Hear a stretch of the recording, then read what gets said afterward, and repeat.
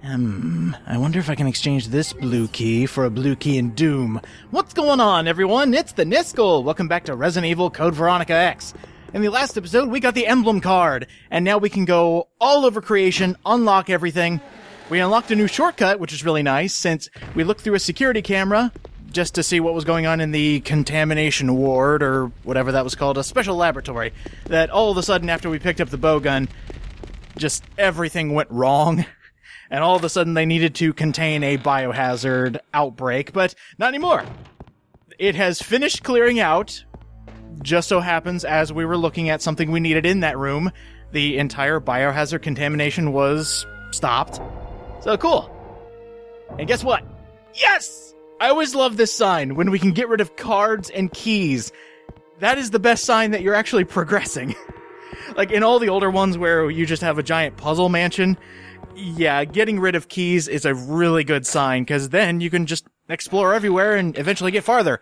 And now that we've gotten rid of the biohazard card, finally, a sign of progression. I mean, we were already progressing, but still. This is more progress. How good's my memory? 2.6? Yeah! Alright. Again, the game doesn't record that for you, so be sure to write it down somewhere, or just remember, when I was 11, you were 26. I don't know. Come up with some... Wait. I didn't know these were here. Sweet! I was just running around just to see all the different camera angles, but apparently there's acid rounds there. Sweet! Oh no, he's already dead, and his model is conveniently blocking that path. Oh man. How are we gonna get past it? Oh, and I love this. See this guy? See how he's moving? Yeah, he's alive. He's the baby albinoid. And you notice how that guy's body is blocking that path? So what do you think's gonna happen when we take this picture? Oh, you know what's gonna happen. Jump scare! Biohazard contamination detected. Level 3. Emergency shutters will close. All personnel evacuate immediately. Oh no! Now you're actually on a timer, and the biohazard outbreak started again! A bunch of these albinoids are gonna fall from the ceiling, just run past them, you don't have to kill them. They do have a pretty strict time limit on this, I'm not gonna lie, but if you just run past everything, just run out the door, you don't have to worry. We should be ending this segment with about 15 seconds to spare, maybe?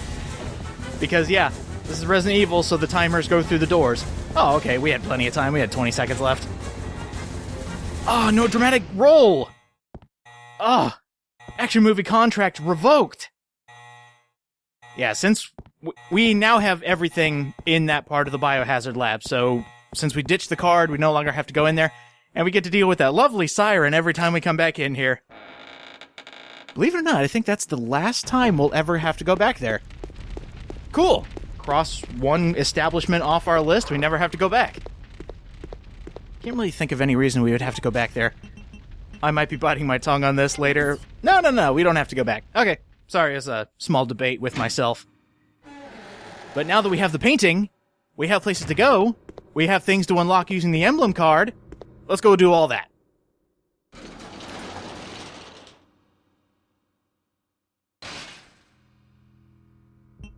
First floor, Alfred's lingerie. Oh, I can only imagine. No, I shouldn't. Ah! No! Ahem. Anyway. Actually, if you want a surefire way to know you're right where you need to be, is where zombies spawn where you've been before. If they weren't there to begin with and they're there now, you're on the right track. So, because we picked up that painting, zombies spawned in this little hallway here. Let's go ahead and solve a puzzle. I didn't point this out when we came in this room originally, but if you check out that picture there in the background, it'll actually show you a close-up of what you need to put here. So it's obviously the skeleton painting. Let's go ahead and throw it here. It's a nice painting. Oh, wow. And I spy something shiny. The gold key. Yes! I know what's coming as a result of the gold key, and I haven't been looking forward to it, I think I actually mentioned it in episode 1 that there is a puzzle that's given me trouble every single time. And right here, you want to read this? Right, that date right there, 12/8. Put that in the back of your mind and remember it for later. Believe it or not, you do have to know that date for a puzzle later on. And when I was going through this for a practice run, I came to that certain puzzle and I was like, let's make a wild guess. So I went through the entire calendar. Nah, I'm kidding. Well, cool. We now have the gold key. We still have the emblem card. I think we should go through this entire establishment, use everything for the emblem card, pick up all the goodies it has, and then we can run back to the palace and use the gold key. We've only ran into that door once, and that's the only place you need to use the gold key. So that'll be another place where we just check something off our list. Cool. It's all done. Done and over with. There's actually, if you can change the camera angle to your advantage, there's actually a stairway that's like parallel to your little walkway there. We'll be dealing with that a lot later. Keep this in mind. There's an emblem card key reader right there. Card key reader. I don't know why that was weird to say. And in here, there was a place that we needed to get to that needed the use of the emblem card right there. And yes! New weapon! I want it! God, it's been teased since the beginning.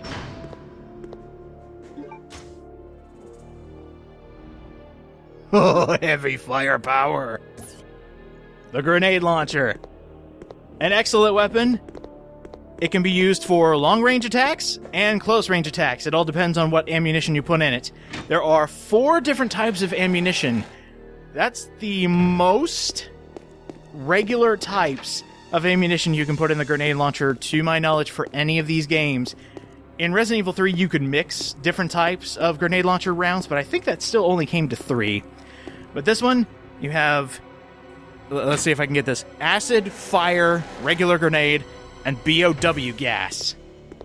BOW gas is cool. I'll be certain to show that off. The one disadvantage, though, when you pick up the same amount or the same type of ammo that's already loaded in your grenade launcher, it doesn't automatically load into it. I know that's kind of an obvious thing, but I just wish for that little extra bit of convenience if they would have just combined them. Because it's just like ink ribbons, I guess. You know, you pick up the same of the same, you know what, whatever. I don't think there's anything in here, but let me just double check. Oh, wait! There is something in here! Test subjects for the grenade launcher! Oh! Yeah! Alright! So, not a bad reload time. Let's go ahead and check out the acid rounds real quick. Oops. Alright, so that wasn't supposed to happen. There we go, now he's gone. So, the acid rounds. Acid rounds are really good for far away attacks. Like if you're facing a Bandersnatch all the way across the entire facility, you can hit them from there. And unfortunately, I missed the first shot, so that was a bit of a waste of ammunition. But certain ammo types for the grenade launcher work better on different enemies. Like if you need something close range, obviously go for grenades because they only shoot in that short burst. But if you ever want to take something out, acid rounds are just like a big ball of damage that you can shoot at enemies, and I would suggest using those on kind of the mid-range enemies like Bandersnatches, zombies, will take them out in one hit. The flame rounds, the flame grenade rounds, those I would actually suggest on mid-range enemies as well, and also something that you want dead eventually. And what I mean by that is, when you set an enemy on fire, they're going to keep taking damage. The BOW gas rounds, though, they don't give you a lot in this game. And I don't want to give a number to this, but when I was running through this a couple times just for this Let's Play, I barely got any. Yeah, so use them sparingly because they're good. They are literal room-clearing grenades, and it's so cool, but you barely get to play with them. The one complaint I have about them. Yeah, the one complaint against one of the best weapon types is not giving you enough. I want to cause mayhem and destruction one room at a time, but apparently not. I think we're ready to leave. Got to use that gold key eventually. If it looks like we still have the emblem card, in fact, we still do, and it's not gone, don't panic. Most of the time, you want keys to just leave your inventory so you never have to deal with them again. The emblem card's a different story.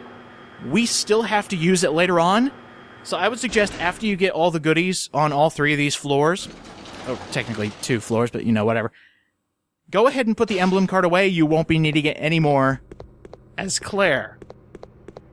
Yeah, we'll get to that later. For now, we need to just make our way back to the palace. And, you know, maybe we can take in some of the sights. We met the Bandersnatch last episode, so maybe things have changed. Maybe new enemy types have shown up. We got to a new part of the facility. You know, maybe things have changed. Maybe this worm is gone! Ugh! You could have taken him away. I mean, he's not doing much, but... you know what? I just don't want to deal with it, alright? It should actually be right here where we notice some changes. Okay, listen. Yep. Oh boy! Yes! Thank you, context stairs! As soon as you hit that action button, all of a sudden Claire is invulnerable. So, you know, if it didn't fade to black, we could just continuously go up and down and be invulnerable. Try that, Bandersnatches.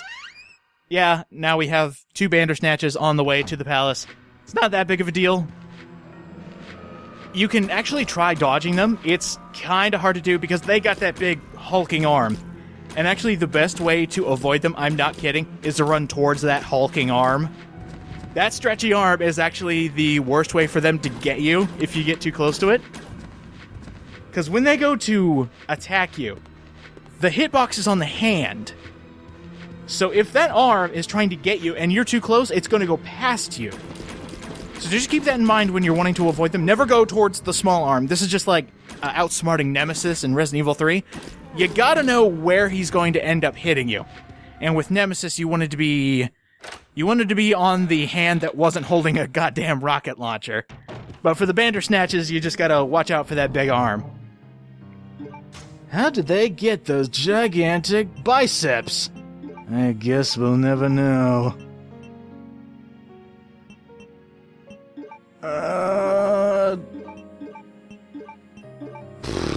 Trying to think of what I need here. We're not going to use the gold Lugers yet. I do want to go use the gold key, and then we'll go from there.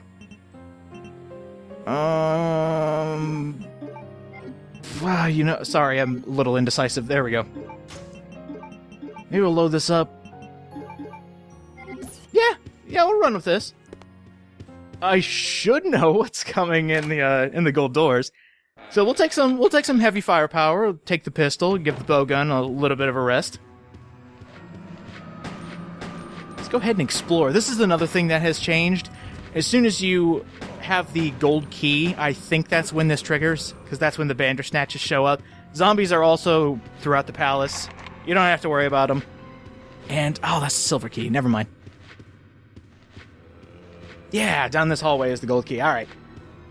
It's puzzle time.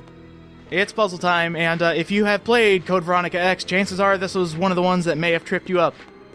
You know, for having a lot of really simplistic puzzles, for Code Veronica to just sideswipe you with a puzzle this mean and this very you better be paying attention kind of puzzle, I actually really like this one, even though it pisses me off.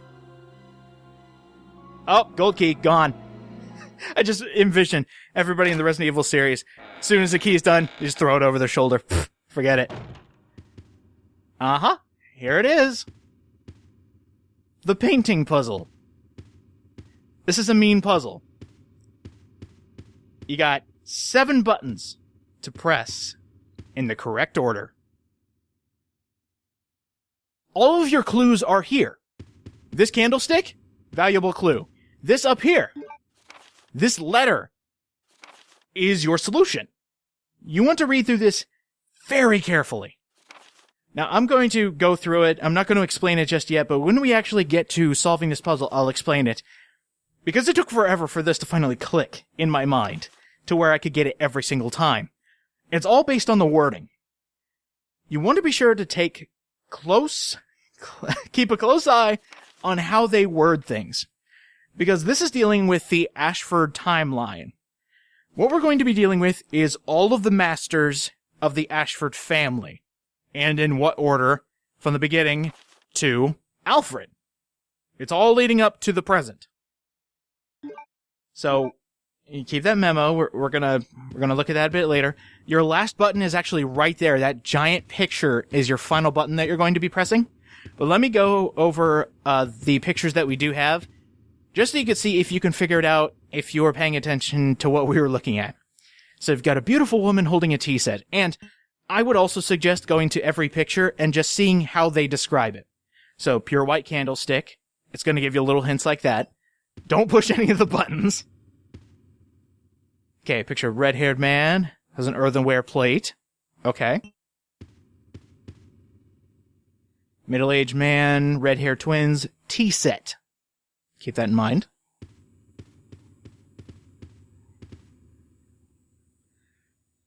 Earthenware vase is illustrated. Red-haired man holding a tea set. Okay. Now for the fun part. Now we need to figure out the Ashford lineage. And I'll tell you, this candlestick right here is one of your final clues. And now it's time to figure this one out. So here's the connection. The candlestick and this guy here. Keep that in mind. Now it's time to figure this puzzle out. Let's go to the memo to the new master. All right. So here we go. Congratulations for getting into the Ashford family. Silly laughs need not apply. Okay. Teacup as a commemorative item to Veronica. Okay, so woman with a teacup. There's your first clue. Second and third masters, Stanley and his son Thomas. So we need a guy and his son. So it went to Thomas to his twin brother Arthur, and then Sir Edward. Oh, Edward's the one that started the enterprise with Umbrella, I see. And then it went to Alexander. So your first clue, because that's it, that's all you get. Your first clue is actually Veronica with the tea set. So the very first member of the Ashford lineage was a woman holding a tea set. That's Veronica. The next one on the list is a man and his son. So going by that, we have a man here and he has two sons. But the one connection is the tea set. He has Veronica's old tea set. And now, if we take that connection, his son has the tea set as well. But he also had a twin brother with red hair. So now we go to this guy. Now this next one is by process of elimination because we only have 3 pictures left. But this guy is next. There's no connection to it, except for the fact that the next picture shows a man with a candlestick. The candlestick is actually right next to the big picture, and it says that was for the previous head of the Ashford name. If this guy is currently the head of the Ashford family, the guy behind him owned the candlestick. So going by all those, pressing this last button, boom! Again, the moment this clicked in my mind as being an easy puzzle, oh my god, I felt like the smartest person in the universe. And all of that just to turn the wall around, and we see a picture of a woman. Huh. She owns the vase, too. That's probably not important. Speaking of that vase, let's break it. Oh, wow, it's got nice craftsmanship, and, hello. I want that, whatever it is. So, smash the vase, family heirloom, just throw it on the floor, and get the Queen Ant. Cool. And that's all you get. Now we need to figure out where to go next, and I know exactly where to go, because there's one key item we haven't used yet, and that's the gold Lugers. There we go, hardest puzzle in the game, finally done. I'm so glad that with my years of wisdom and knowledge, I finally understand how to do that puzzle. It's a very clever puzzle, too. I really love doing those. It's kind of like those special puzzles where you have to arrange different people based on who they like to sit by. You know, kind of those kind of puzzles, rearrangement ones. I really like that one. We now have the Queen Ant, and we still have those gold Lugers to use. You know what? Let's end the episode there by putting in those gold Lugers, and then just imagining what's going to be beyond those doors. My voice is cracking a lot today, my bad. Do I need anything else? I'm good. So next time on Resident Evil Code Veronica X. Oops. There we go. We have used the gold Lugers. We're gonna see what's beyond this golden door. I will see you guys next time.